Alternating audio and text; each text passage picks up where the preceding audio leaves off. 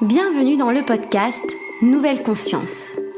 Nous discuterons ensemble de projets, d'œuvres et d'acteurs vecteurs d'espoir pour l'édification d'un monde plus respectueux du vivant et de soi-même. Je suis Manon Sala et je chemine depuis longtemps pour comprendre le lien intrinsèque entre le bien-être individuel et l'élan du collectif. Je vous invite à me joindre dans ce jeu de pistes afin de semer ensemble les indices vers une nouvelle conscience.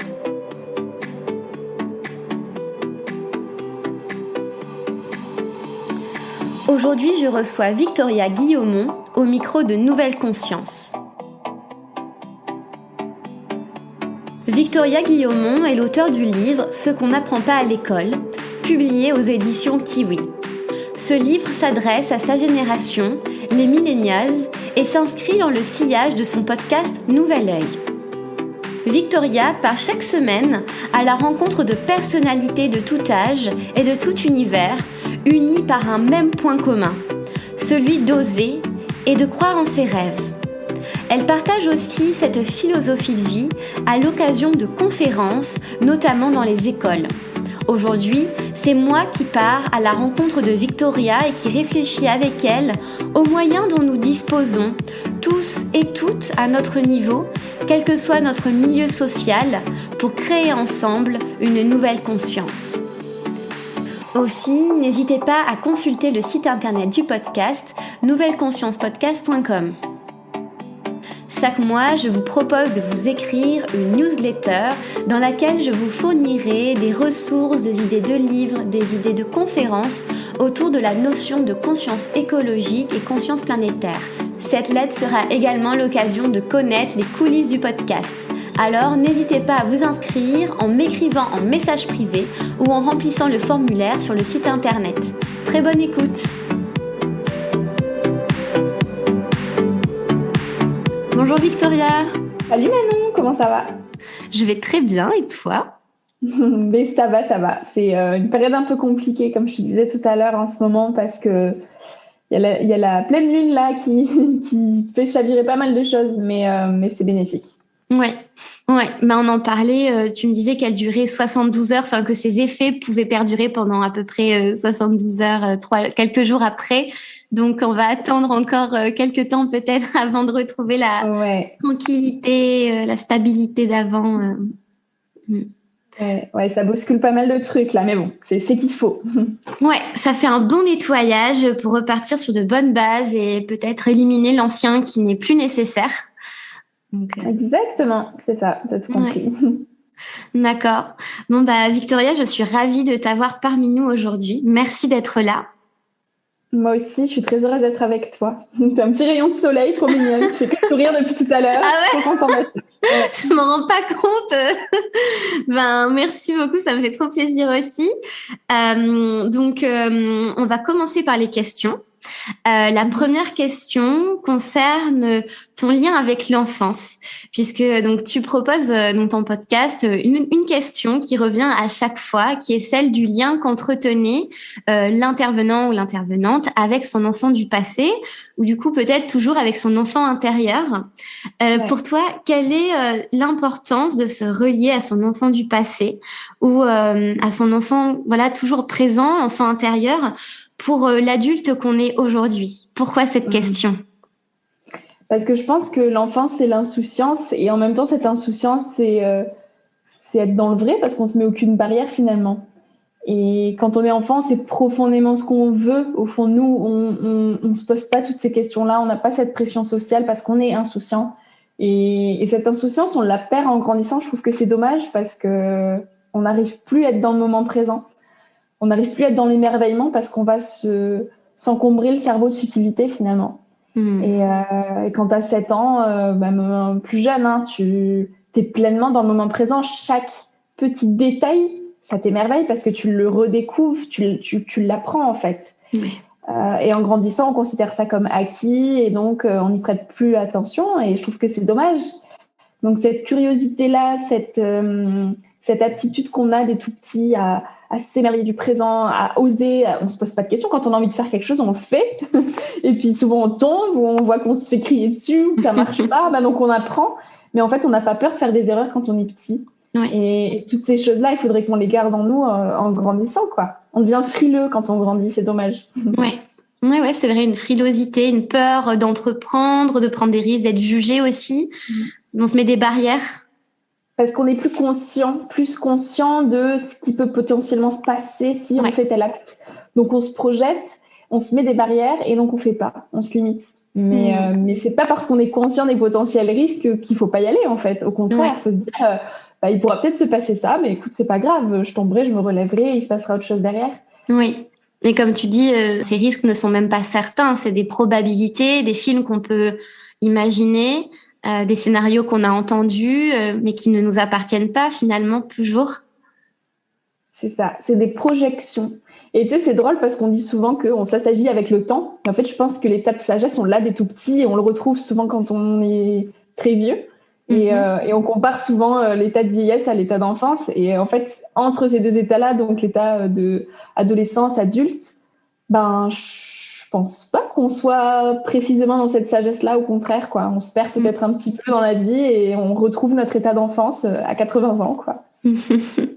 Oui, c'est dommage que pendant 60 ans entre les deux, on soit autant dans la houle. Et toi, quel lien tu entretiens avec la Victoria enfant?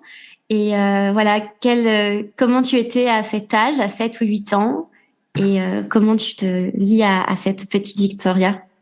Moi, je crois que j'ai encore 7 ans, en fait. C'est vraiment, je suis une enfant, mais je m'émerveille de tout et mes amis me prennent pour une tarée. Mais vraiment, ils pourront témoigner, ils sont là, mais enfin, arrête, quoi. Ils sont là, mais t'es débile. Bah oui, ok, une feuille jaune, bah d'accord, mais voilà, enfin, c'est une feuille, quoi, tu vois. Ils me le disent pas comme ça, mais il me faut vraiment comprendre que je suis différente et que pour eux, je suis bizarre. Mais c'est juste que j'ai vraiment gardé cet état d'enfant. Je m'émerveille de tout, j'ose, j'ai pas peur d'y aller et j'ai une énergie qui est folle, quoi. Et peut-être un peu moins. Bien sûr, je suis d'accord, je le reconnais, je me pose plus de questions que quand j'avais 7 ans. Enfin, des questions différentes. Quand j'avais 7 ans, c'était vraiment des questions sur tout et n'importe quoi. Je voulais comprendre pourquoi on faisait un vélo sur 2 roues, mais vraiment des questions sur tout. Je retournais la tête à mes parents. Et maintenant, c'est plus des questions un peu philosophiques, existentielles. C'est d'autres types de questionnements, mais je garde cet émerveillement, ça c'est évident. Et je ne veux surtout pas le perdre. Vraiment, j'espère essayer de le décupler d'année en année. C'est tellement précieux. Oui. Et est-ce que c'est également ça que tu veux transmettre dans ton podcast, l'émerveillement à tous les âges de la vie? En partie, oui. En partie, l'émerveillement et nous rappeler que la vie est belle et surtout qu'on peut faire de grandes choses quand on suit notre intuition et quand on ose suivre ses rêves. Et c'est pour ça que je prends des parcours et des personnalités, des personnes inspirantes de tout milieu. Parce qu'en fait, tout est possible, quel que soit ton chemin, quel que soit ton passé, quelles que soient tes ambitions, quoi. C'est ça que je veux montrer. C'est que tu peux très bien grandir dans une famille qui n'est pas spécialement aisée et vouloir faire de la peinture et en vivre, tu peux y arriver. Et on dit souvent, ok, c'est peut-être plus difficile quand tu as moins de moyens, mais ça veut pas dire que tu n'y arriveras pas. Et au contraire, tu as des personnes qui grandissent dans des milieux hyper privilégiés, qui se rendent même plus compte de ce privilège et qui vont rien en faire, quoi. Donc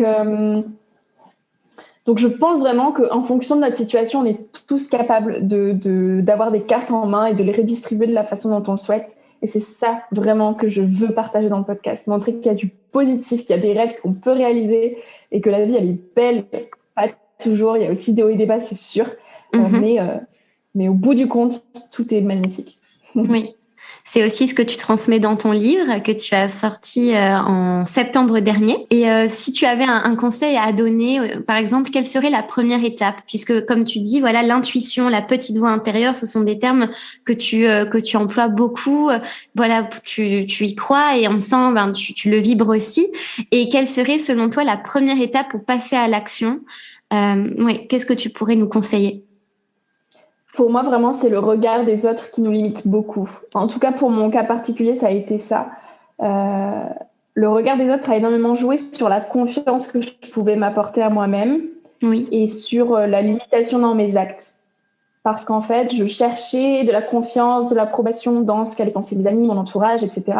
Et donc, finalement, j'agissais un petit peu en leur sens, tu vois. J'essayais un petit peu de me conformer à, là, telle copine, je pense qu'elle m'accepterait plus si j'agissais comme ça. Donc, quand je serai avec elle, je vais peut-être pas trop parler de ce sujet-là, mais plus orienter là-dessus. Et en fait, j'étais un peu un caméléon qui essayait de s'adapter à tout le monde.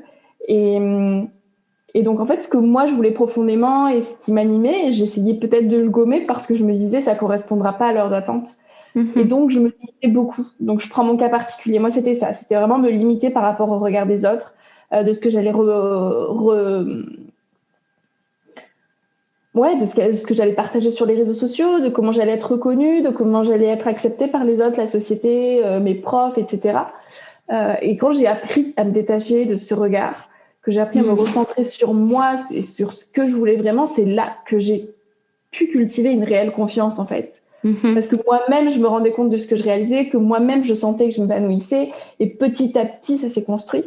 Et en fait, naturellement, quand tu es sur ton chemin, quand tu fais ce que tu aimes et que toi, tu es pleinement épanoui dans ce que tu fais, les personnes qui te correspondent pas et avec qui tu essaies de faire le caméléon parce qu'il fallait être pote avec, ben naturellement, ils rentrent plus dans ta vie parce que ça marche pas, quoi. Oui.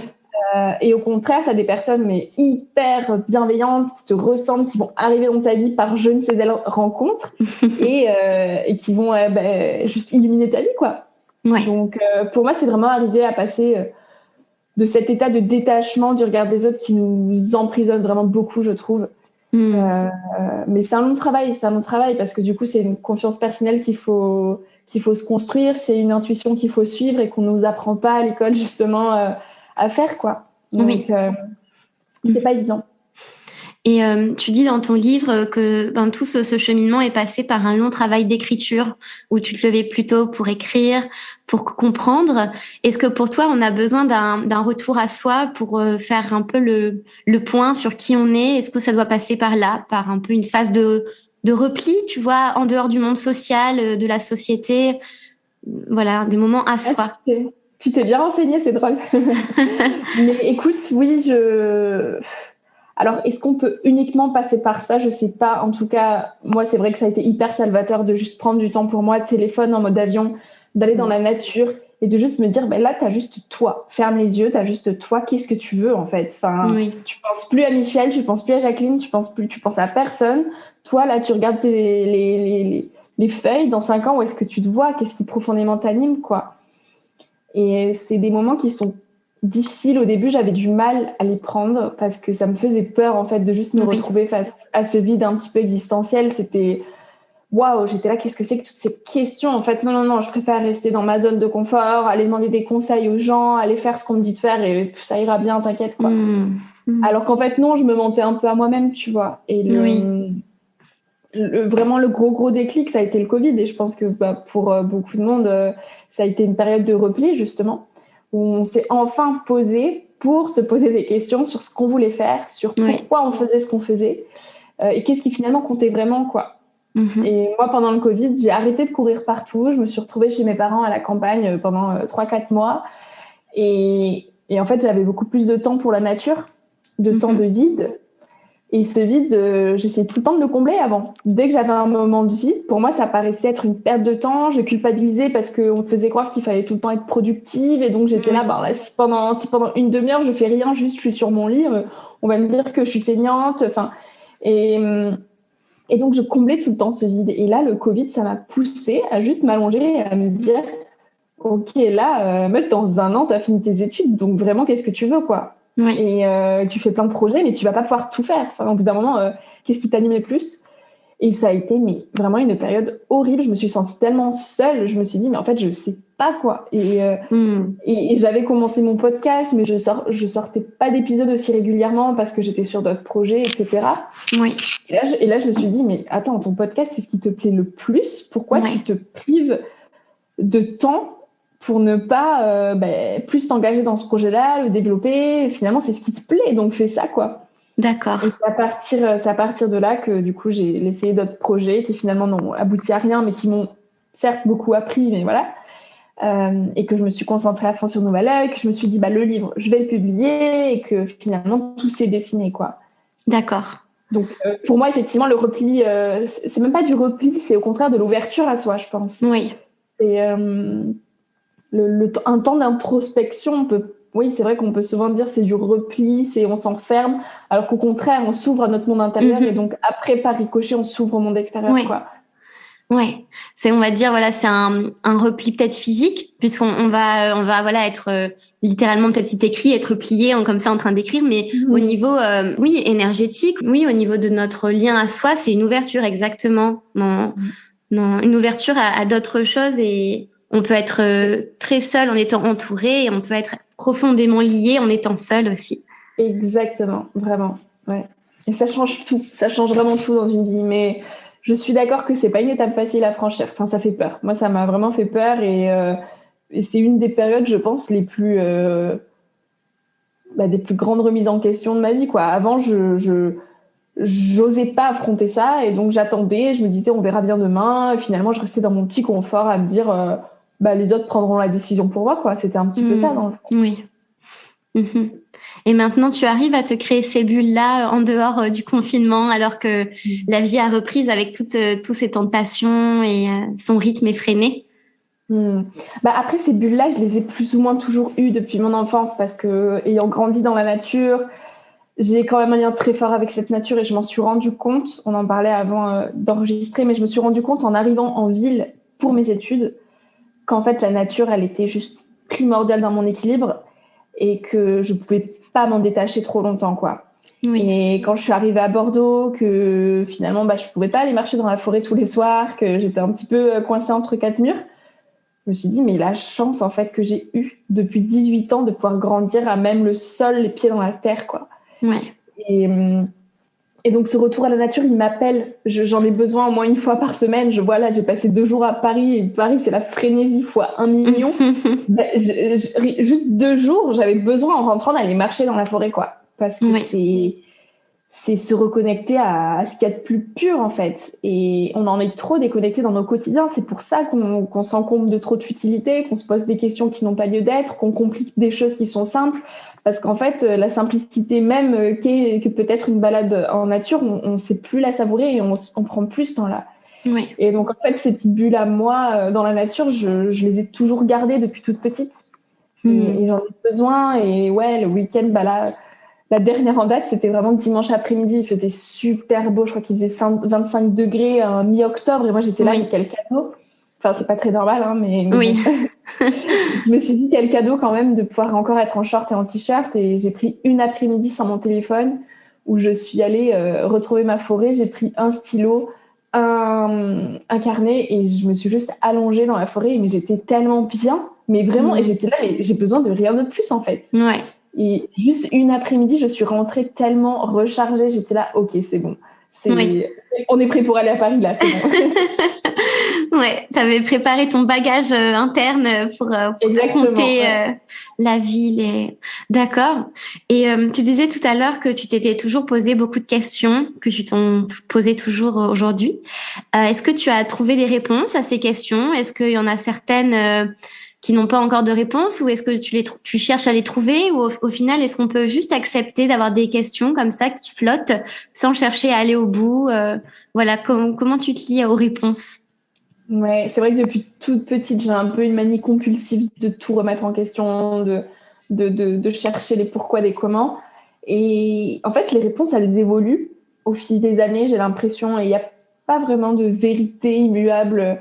Il y a quelque chose que je pensais hier que je pense peut-être plus aujourd'hui, tu vois, et je compose tous les jours avec ces réponses, j'apprends de la vie, des expériences, des échecs. Après, ce qui est sûr, c'est que je croyais vraiment, après le bac, que le matérialisme et le toujours plus, ça allait me rendre heureuse, hein. Honnêtement, je croyais à ça. J'étais très attachée à cette image, justement, de voilà, être bien habillée, pouvoir faire des jolies fêtes avec des amis qui ont la cote, et que c'était comme ça, en fait, que j'allais pouvoir avoir une belle étiquette et être heureuse, quoi. Je croyais quand même honnêtement à ça. Et l'Inde, ce fameux voyage humanitaire que j'ai fait pendant 2 mois à 18 ans, là, pour le coup, ça m'a apporté énormément de réponses et je pense beaucoup de vérités que je considérerais toujours comme être des vérités à 40 ans, qui sont, en fait, t'as pas besoin de beaucoup pour être heureux. En fait, juste un sourire, ça vaut de l'or, quoi. Et ces enfants-là qui n'ont rien de matériel, ils sont tellement plus riches que nous humainement, quoi. Et je suis rentrée en France en hallucinant. Je me disais, mais en fait, on plane complet, quoi. On vit dans un confort tellement énorme qu'on s'en rend plus compte et qu'on va aller se prendre la tête pour des broutilles qui n'ont pas lieu d'être parce que juste, on est sur notre nuage, quoi. Oui. Et en fait, je culpabilisais. Je me disais, mais on est en train juste de mettre plein de doigts d'honneur à ces enfants qui vivent dans des bidonvilles, qui n'ont rien et qui sont heureux, quoi. Et nous, en nous plaignant de ne jamais en avoir assez, juste on est en train enfin, pour moi, c'était insultant vis-à-vis de ceux qui n'ont rien, quoi. Et donc là, ça a fait fuser des milliers de questions dans ma tête. Vraiment, je me disais, mais pourquoi on fait ça? Pourquoi là, je suis en école de commerce entourée de gens qui se plaignent d'être en cours alors que quand même nos parents sont en train de payer 10 000 € l'année, quoi. Enfin, pas de problème. Pourquoi on sort en boîte de nuit parfois alors qu'on n'en a pas envie. Enfin, je veux dire, on n'est pas obligé d'y aller, on peut aussi préférer lire un livre. Pourquoi on a envie d'acheter une robe en rouge alors qu'on a exactement la même en noir. Enfin, et je me posais toutes ces questions, je me suis dit, mais pourquoi on est autant attaché à tout ça, quoi. Et moi, qui je suis vraiment, qu'est-ce que je veux vraiment apporter à la société? Est-ce que je veux faire un métier pour faire un métier alimentaire, ou est-ce que vraiment je veux faire quelque chose qui contribue à rendre le monde un peu plus doux, même si je gagne pas 3 000 € comme on m'a dit qu'il faudrait gagner chaque mois pour s'en sortir. Enfin, je veux dire, j'ai redéfini toutes mes priorités et je me suis dit, mais ce qui compte, c'est d'avoir un toit où dormir, de manger 2 ou 3 fois par jour. Enfin, même rien que ça, manger, on mange trop, en fait. Enfin, c'est aller jusque-là, hein, c'est de me dire, mais dans ton quotidien, pourquoi tu manges autant? Parfois, tu manges parce qu'on t'a dit qu'à cette heure-là, il fallait manger. Mais en soit, t'as pas faim, quoi. Enfin, et donc, c'est toute une philosophie de vie que j'ai complètement retournée. Ça allait jusqu'à mon dressing, où j'ai ouvert mon dressing, je me suis dit, ok, meuf, pourquoi t'as tout ça? Ça te sert à rien d'avoir tout ça, donc tu vas trier, tu vas garder que ce qui est nécessaire pour toi, tu vas arrêter d'acheter du neuf, tu vas aller dans le grenier de ta mamie voir celle-là. Et j'ai déniché des pépites, mais vraiment des pépites de chemisiers qu'on retrouve aujourd'hui chez Zara, quoi. Bien sûr. De l'époque de mon arrière-grand-mère elle l'a cousu main. Oh là là, incroyable. Et puis de meilleure qualité, avec le lien aussi émotionnel qu'il y a à ce vêtement. Ah oui, il y a une réelle histoire. Ça n'a pas été fait par des petits enfants au Bangladesh. Et donc en fait, je remets chaque acte de consommation, ça va jusque là, quoi, en question. De dire, là, j'achète une pomme, elle vient d'où? Elle a été faite par qui? Quel chemin elle a fait? Et donc c'est tout un nouveau rapport au monde que j'ai adopté et qui finalement est très lié aussi à cette cause écologique, quoi, parce qu'en vivant plus simplement, plus sobrement, dans le minimalisme, on respecte beaucoup plus la nature et nous, on est beaucoup plus heureux aussi, quoi, parce que ce qu'on a, on est conscient de l'avoir et on est content de l'avoir. Donc voilà. Oui, c'est pas là pour combler un vide, mais c'est là parce qu'on en a besoin. Ça répond plus à un désir, à un plaisir éphémère, mais c'est vraiment parce qu'on sait pourquoi on fait cet achat, il est raisonné. Donc oui, les réponses, tu vas aussi peut-être les avoir dans l'action, c'est-à-dire en suivant des intuitions, en suivant des projets, des envies, et c'est voilà sur le terrain, en faisant et en étant réceptive à ça et en faisant ce travail de déconstruction aussi, en se posant des questions que vont arriver les réponses. Exactement. C'est vrai que c'est dans l'action que souvent viennent des briques du moins de réponses. C'est pas en restant passif. Enfin, elles n'arrivent pas comme ça, quoi.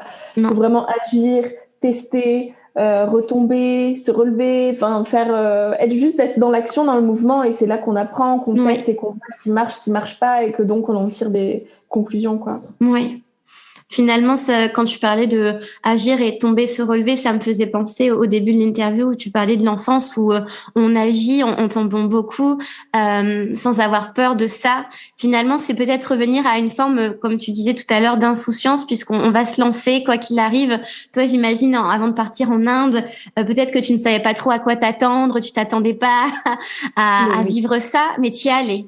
Mais en fait, c'est ça, c'est que toutes les plus belles choses que j'ai faites jusqu'à aujourd'hui dans ma vie, c'est parti d'actions complètement insouciantes et inconscientes même, vraiment. Parce que l'Inde, pour le coup, tout le monde me disait, mais Victoria, t'es folle, tu pars toute seule, t'as 18 ans, t'es jamais vraiment partie loin sans tes parents, t'es une fille. L'Inde, c'est le pays le plus pauvre au monde. Enfin, en fait, non, pourquoi? Et moi-même, je savais pas pourquoi. Très honnêtement, j'avais pas du tout regardé de documentaire sur l'Inde. Je m'étais pas du tout renseignée sur le pays. J'avais juste une intuition qui me disait, mais il faut que tu y ailles, quoi. Et donc, quand on me disait pourquoi, et si, mais fais attention, et en fait, que tout le monde me remettait leur propre peur sur moi, je me mettais un bouclier, je me disais, mais juste laissez-moi tranquille, j'ai envie d'y aller, et pourquoi je dois me justifier? Enfin, je veux dire, ça m'appelle, j'ai une intuition, bah, j'y vais. Et puis, si c'est dur, si psychologiquement, c'est difficile à vivre, bah, ok, vous aurez peut-être eu raison, mais au moins, j'apprendrai là-bas, quoi. Et c'est juste que j'ai quelque chose à expérimenter, que ce soit dur ou pas, bah, je le vivrai, quoi. Donc, ça a été complètement inconscient parce qu'effectivement, je suis arrivée là-bas, les 5 premiers jours, je me disais, mais qu'est-ce que t'as fait? Mais vraiment, qu'est-ce que t'as fait? Enfin, c'est trop dur. T'as aucun repère, t'es là pour 2 mois et vraiment, le temps peut être très long quand tu sens pas tes baskets. T'as tout à apprendre, il fait très chaud. Enfin, et j'étais là, bien sûr. Et je me disais, les mais odeurs. c'est violent. Ah oui, c'est tout un univers. Même, moi, je suis aussi allée en Inde, c'est marrant, mais pareil après, tu vois, pareil. Mais ça a été où? alors en fait, moi, c'est très rigolo. Je voulais partir à 18 ans et j'ai pris peur à la dernière minute. Tout était prêt et j'ai pris peur. Je devais partir pareil pour aller dans un projet. Je me rappelle même plus où puisque je n'y suis pas allée. Et voilà, j'ai pris peur parce que pareil, tout le monde essayait de me mettre en doute mon projet, essayait de remettre en question mon idée. Donc je me suis dit, enfin voilà, c'était pas le moment. Et j'y suis retournée à 19 ans, mais là dans un contexte totalement différent. C'était pas du tout pour participer à un projet, c'était pour en fait c'était pendant 15 jours faire le tour du nord de l'Inde. Donc c'était aussi merveilleux, mais la démarche était différente, tu vois. C'était donc j'ai fait le Rajasthan et donc je comprends ce que tu veux dire au niveau de l'environnement qui est c'est un éveil des sens voilà, exponentiel, que ce soit les odeurs, les couleurs, t'es tout le temps sollicité. Et en plus, toi, tu étais dans un cadre assez encore plus différent puisque tu étais dans des bidonvilles, il me semble. Oui, c'est ça. Ouais. Mais ça a été une claque immense et les premiers jours très difficiles. Et après, je me suis jamais sentie aussi vivante de ma vie, en fait. Ah oui? Et non, mais c'était magique. J'ai vécu les 2 plus intenses mois de ma vie à tous les niveaux, quoi. Et ça, en fait, cet exemple-là, il se réplique dans toute la vie dans son ensemble. C'est-à-dire que quand on sort de notre zone de confort, quand on persiste un petit peu dans l'inconfort, bah, derrière, il y a une zone magique qui est incroyable, quoi. Et souvent, on est tenté de faire demi-tour. Honnêtement, mes premiers jours en Inde, je me suis dit, demain, je reprends un avion, je rentre, quoi. Vraiment, j'en peux plus. Et je me suis dit, non, ok, là, c'est challengeant, t'es pas dans ta zone de confort, bah, tu restes et tu vas voir, t'as des choses à apprendre. Et ça a été juste magique. Et le podcast, c'est pareil, clairement, il est né d'un acte complètement inconscient. Enfin, j'avais envie de lancer un podcast, mais je n'y connaissais absolument rien. J'avais aucune idée du temps que ça pouvait prendre, du matériel qu'il fallait utiliser, de comment faire un montage, de qu'est-ce qu'il y avait autour de tout ça. J'ai pas du tout fait d'école de journalisme.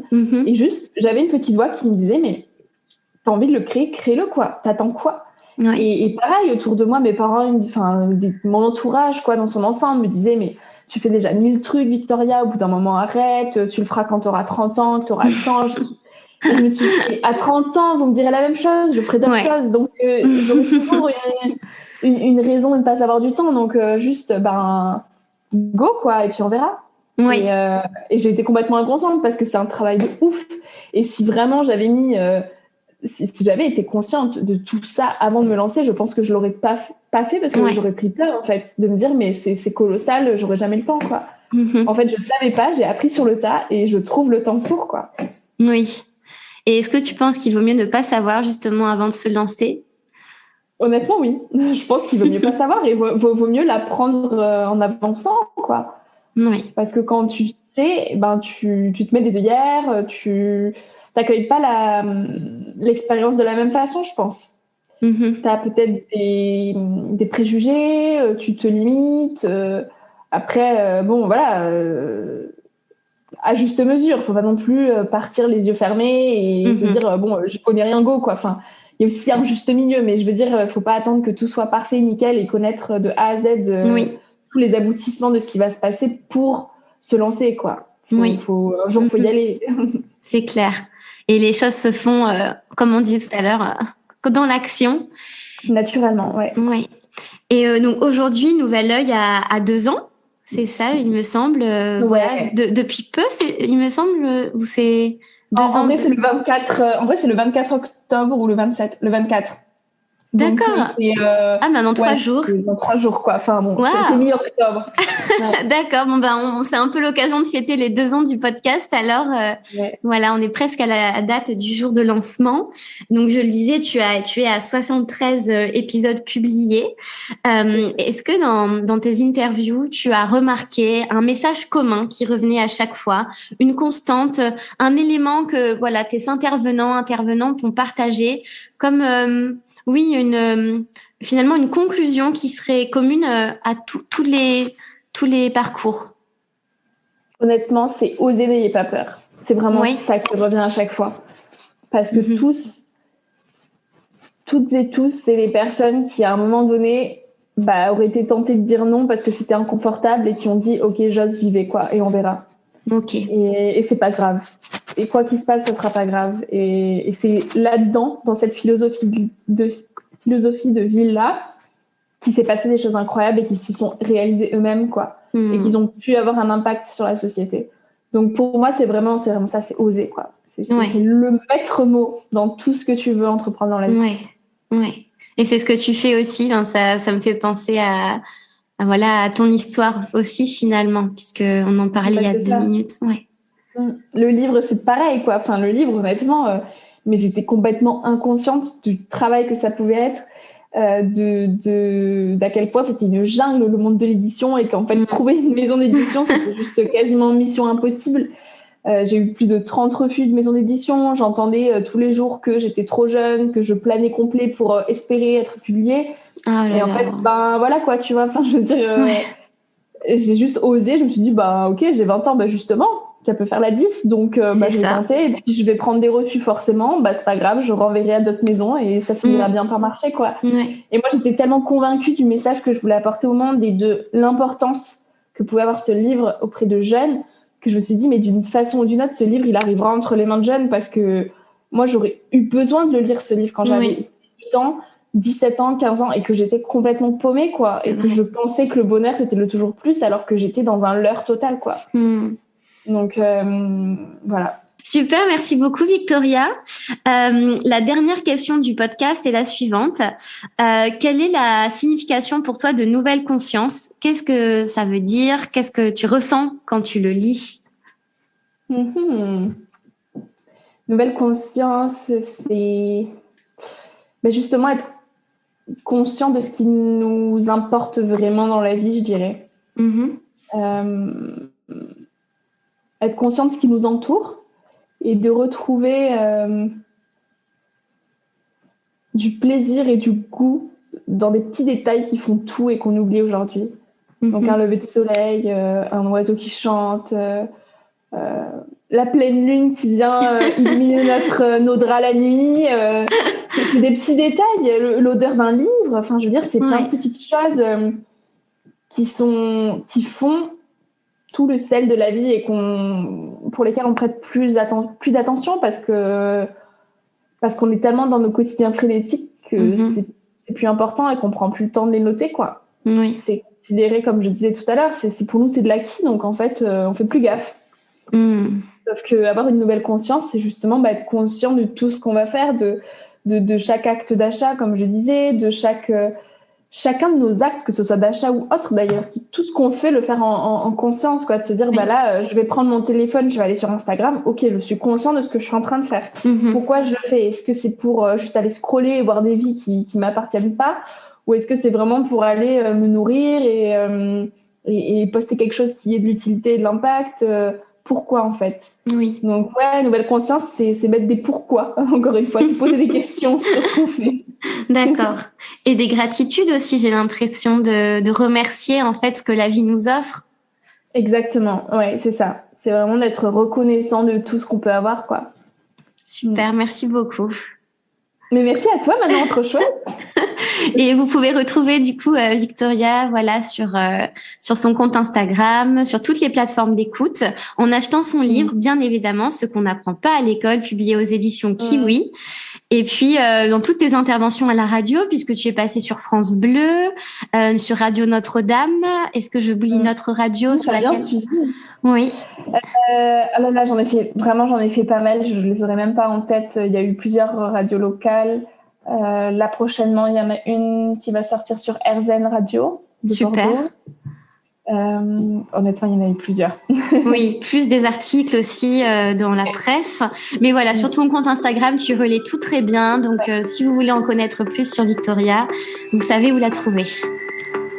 Trop bien, merci beaucoup, Manon. C'est adorable. Avec grand plaisir. Merci pour votre écoute. Si ce podcast vous a plu, la meilleure façon de le soutenir est de lui laisser 5 étoiles sur iTunes et sur Apple Podcasts. N'hésitez pas également à me laisser un commentaire et à me suivre sur la page Instagram Nouvelle Conscience Podcast. Vous pouvez aussi m'écrire. Je suis toujours ravie de vous lire, de vous répondre et de partager avec vous des idées, des réflexions autour de ce projet de Nouvelle Conscience. Je vous dis à la semaine prochaine. En attendant, prenez soin de vous et à bientôt!